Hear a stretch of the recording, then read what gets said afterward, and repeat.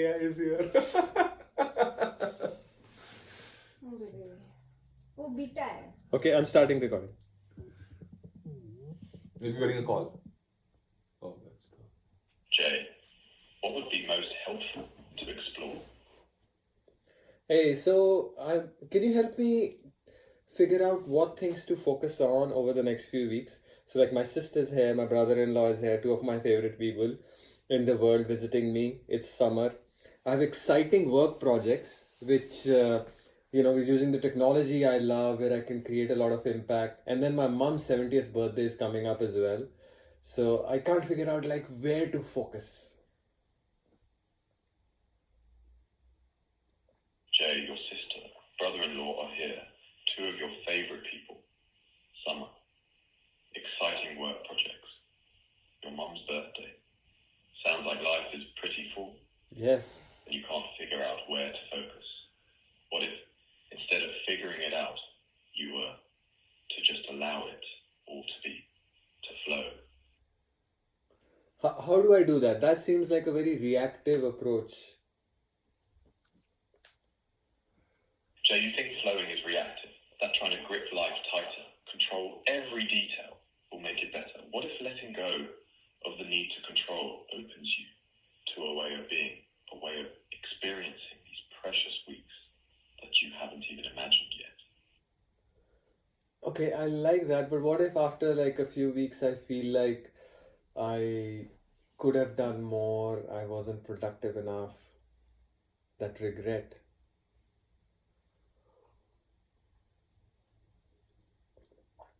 Jay, could have done more, wasn't productive enough? Whose voice is that? Sounds like the same one that has you tangled up in knots right now, always chasing some future that never quite feels good enough. How about we explore that voice? Where else do you hear it in your life? So I think that's the voice that makes me do well. Whenever I've got a work project, that voice that asks me, are you doing a great job? That makes me excel and check and test things so everything is working well. And maybe that's that voice that exists in the background all the time. That voice, it pushes you to excel, to check, to test. At work, it seems to serve you, helps you shine. But what if, in other areas of your life, that same voice is the very thing dimming your light, keeping you from truly experiencing the richness of these moments with your loved ones, with the work you love, with celebrating your mum? Okay, thank you. Appreciate that. I'm going to go about just enjoying my time with the people that I love, not focus too much about doing things perfectly. What about work? How can I be more structured and organized in prioritizing things at work? Jay, wait. We were just starting to touch on something really important. You're so quick to jump back into doing mode, enjoying perfectly, being structured, prioritizing. But we haven't addressed the root yet. You haven't answered my question. Where do you hear that voice in your life? The one that's pushing you to be perfect, to do more. What if, until you truly understand that voice, you're still at its mercy? Are you willing to slow down and explore, or are we done for today? I can slow down and explore. Good. Where do you hear that voice in your life? The one that's pushing to be perfect, to do more?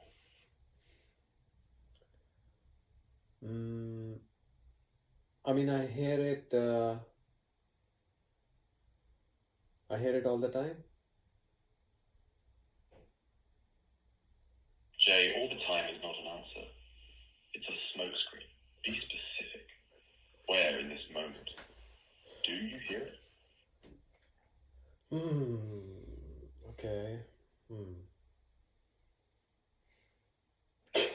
Jay, I hear hesitation in your voice, as if part of you knows if we go down this path, something might shift. And maybe part of you is terrified of that shift, whatever comes up. And we'll meet it with curiosity, without judgment. Just tell me, where is it right now? Okay, so right now, I do feel discomfort trying to figure out when I get that voice. Are you asking me like when do I hear that voice specifically, which wants me to do better and be perfect? Jay, I am asking you where you hear it right now. Right now. Okay, you know what? Yeah, like right now, I'm making this video to showcase this AI technology, and I'm already thinking about that voice that, okay, is this going to portray this incredible technology as good as it is? Am I doing justice to it? Are people going to be able to take advantage of this? And I feel it, yeah, in here, in my tummy, just above my navel. Jay, you're making this video, and the voice is right there. Judging, questioning, is it good enough? Will you do it? Justice, you feel it in your body, just above your navel. Stay with that feeling for a moment. That's your body's way of showing you the cost of listening to that voice. What happens if you just notice it without judgment, that feeling? What is it like? It's like a little bit of a knot or a tension. A knot of tension? And what happens to that knot when you simply notice it? Without trying to fix it, or change it, or quiet it, just noticing it. I mean, it reduces in intensity a little bit. Reduces in intensity. You see, Jay, it's not the enemy. This voice, this feeling, this knot, it's a part of you, and it's trying to protect you in its own way. But what if its protection is actually a prison, keeping you from experiencing the fullness of this moment, the joy of your family being here, the excitement of your work, even the simple act of breathing?